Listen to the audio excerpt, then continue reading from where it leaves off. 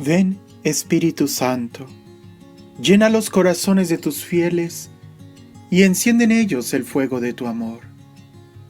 Envía tu Espíritu y serán creadas todas las cosas, y renovarás la faz de la tierra. Oremos. Oh Dios, que has instruido los corazones de tus fieles con luz del Espíritu Santo, concédenos que sintamos rectamente con el mismo Espíritu y gocemos siempre de su divino consuelo. Por Jesucristo nuestro Señor. Amén. Número 1609 del Catecismo de la Iglesia Católica. El matrimonio bajo la pedagogía de la antigua ley. En su misericordia, Dios no abandonó al hombre pecador. Las penas que son consecuencia del pecado, los dolores del parto, el trabajo con el sudor de tu frente, constituyen también remedios que limitan los daños del pecado. Tras la caída, el matrimonio ayuda a vencer el repliegue sobre sí mismo, el egoísmo, la búsqueda del propio placer y a abrirse al otro, a la ayuda mutua, al don de sí. La conciencia moral, relativa a la unidad e indisolubilidad del matrimonio, se desarrolló bajo la pedagogía de la ley antigua. La poligamia de los patriarcas y de los reyes no es todavía criticada de una manera explícita. No obstante, la ley dada por Moisés se orienta a proteger a la mujer contra un dominio arbitrario del hombre, aunque la ley misma lleve también, según la palabra del Señor, las huellas de la dureza del corazón de la persona humana, razón por la cual Moisés permitió el repudio de la mujer. Contemplando la alianza de Dios con Israel, bajo la imagen de un amor conyugal exclusivo y fiel, los profetas fueron preparando la conciencia del pueblo elegido para una comprensión más profunda de la unidad y de la indisolubilidad del matrimonio. Los libros de Ruth y de Tobías dan testimonio conmovedores del sentido hondo del matrimonio, de la fidelidad y de la ternura de los esposos. La tradición ha visto siempre en el Cantar de los Cantares una expresión única del amor humano, en cuanto éste es reflejo del amor de Dios, amor fuerte como la muerte, que las grandes aguas no podrán anegar. El matrimonio en el Señor. La alianza nupcial entre Dios y su pueblo Israel había preparado la nueva y eterna alianza mediante la que el Hijo de Dios, encarnándose y dando su vida, se unió en cierta manera con toda la humanidad salvada por él, preparando así las bodas del Cordero. En el umbral de su vida pública, Jesús realiza su primer signo, a petición de su madre, con ocasión de un banquete de boda. La Iglesia concede una gran importancia a la presencia de Jesús en las bodas de Caná, y ve en ella la confirmación de la bondad del matrimonio y el anuncio de que en adelante el matrimonio será un signo eficaz de la presencia de Cristo. En su predicación, Jesús enseñó, sin ambigüedad, el sentido original de la unión del hombre y la mujer, tal como el Creador la quiso al comienzo. La autorización dada por Moisés de repudiar a la propia mujer era una concesión a la dureza del corazón. La unión matrimonial del hombre y la mujer es indisoluble. Dios mismo la estableció. Lo que Dios unió, que no lo separe el hombre. Esta insistencia inequívoca en la indisolubilidad del vínculo matrimonial pudo causar perplejidad y aparecer como una exigencia irrealizable. Sin embargo, Jesús no impuso a los esposos una carga imposible de llevar y demasiado pesada, más pesada que la ley de Moisés, viniendo para restablecer el orden inicial de la creación perturbado por el pecado. Da la fuerza y la gracia para vivir el matrimonio en la dimensión nueva del reino de Dios.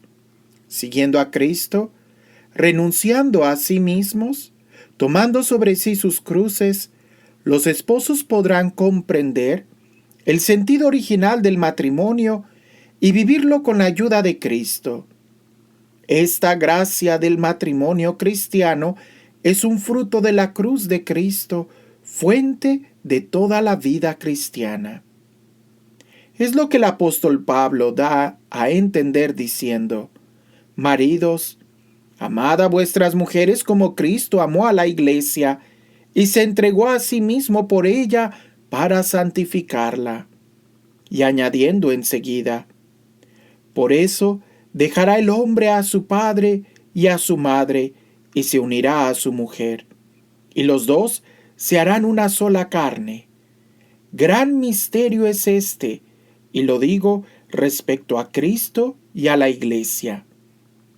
Toda la vida cristiana está marcada por el amor esponsal de Cristo y de la iglesia. Ya el bautismo, entrada en el pueblo de Dios, es un misterio nupcial.